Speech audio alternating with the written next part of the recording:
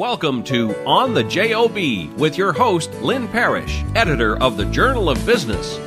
On the JoB is about the Inland Northwest business community, where you'll hear firsthand the backstories from the men and women reporters at the Journal of Business.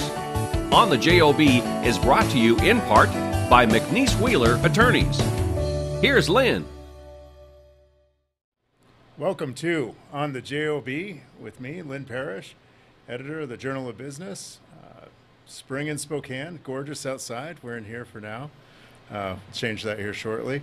I'm here with LeAnn Bjerken, reporter at the Journal of Business. LeAnn is writes about a variety of topics and has expanded that to include wine now. I guess, yeah. Yeah. Our de facto marijuana reporter, now reporting on wine. All the things. Yeah. Did you do our beer too? Did you do the beer story? No, I didn't do the beer story. All right. Well, maybe another one later. So, LeAnn, you wrote a story this time for us about the growing wine scene in the Spokane market. Can you kind of tell us what you found in your reporting? So we talked a little bit to a couple different wineries in town, as well as the Cork district, which is kind of the main organization that is responsible for marketing the city as a wine destination now. So what we found was that in the last 2 years or so, there's been about 5 new tasting rooms that have opened up in downtown. So some of those, I'll just list them off here.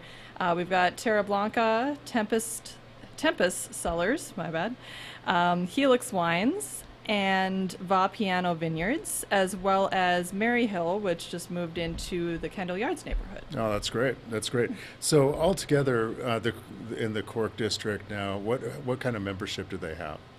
So the Cork district is partnered with about 20 different wineries and tasting rooms within the Spokane area.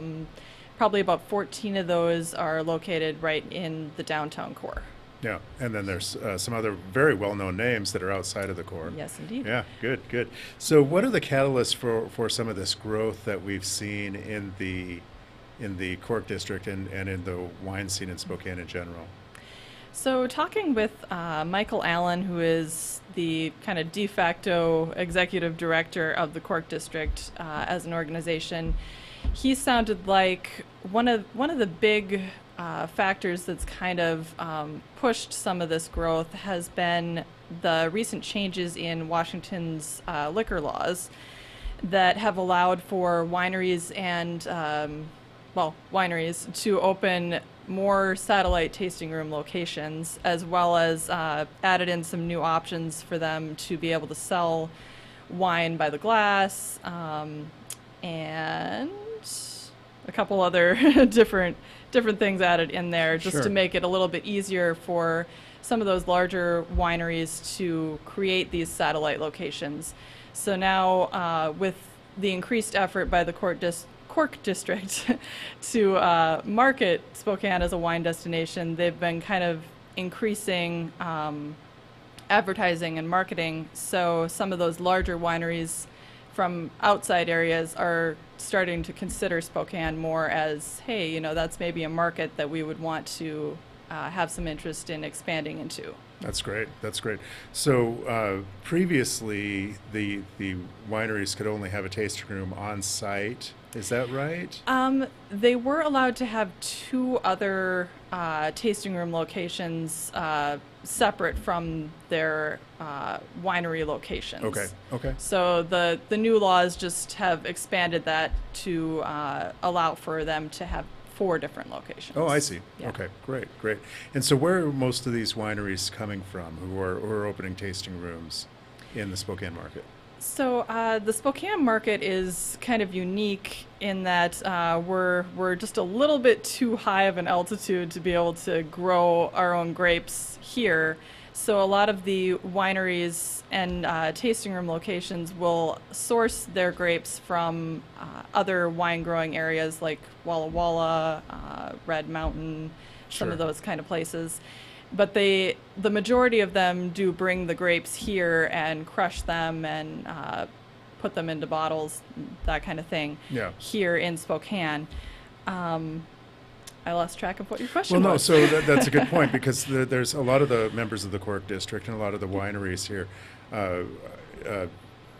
make wine here, Exactly. but then there's a good percentage of them that make their wines closer to where the grapes are sourced, such as in Walla Walla. I think there was one winery in Goldendale, Yeah. but that southeastern Washington Yeah, area. so some of those lower elevations where it's easier to grow the grapes themselves. Sure, Yeah. sure.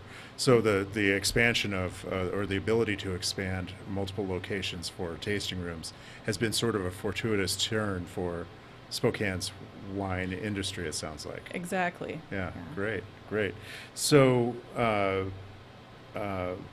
we spent a lot of time in the story talking about the downtown core, which makes a lot of sense because that's where the highest concentration of tasting rooms is. But some of our most popular wines, or best known name of wineries in the Spokane area, are actually outside of that core. So can you kind of tell us a little bit about that? Yeah, we've got on the eastern side, Latah Creek, and then you have Arbor Crest, kind of out in the valley.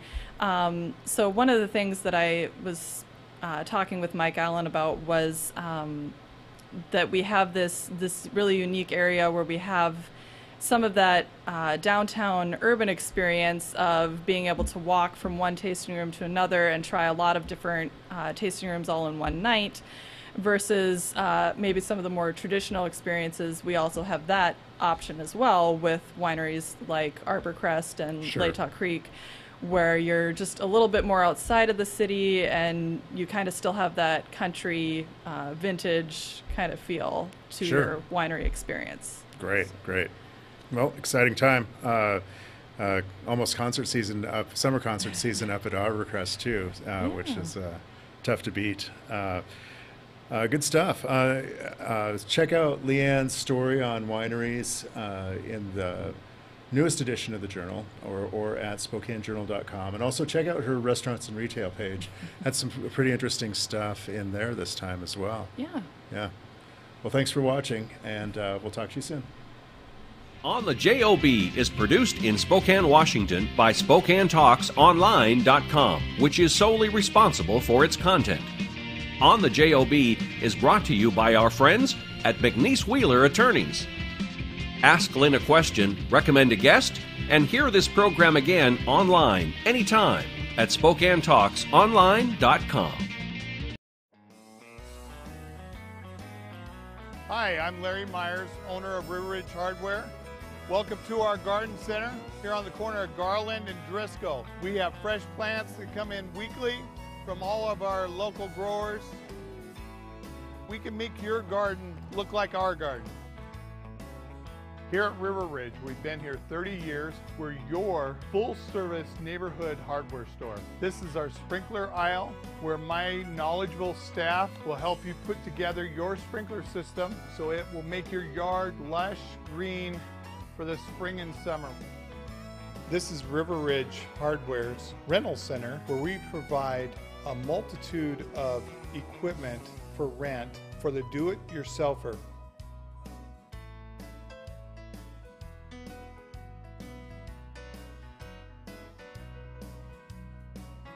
Next time you're working on your home or yard this spring and summer, stop by, say hi, and we'll help you get the project done.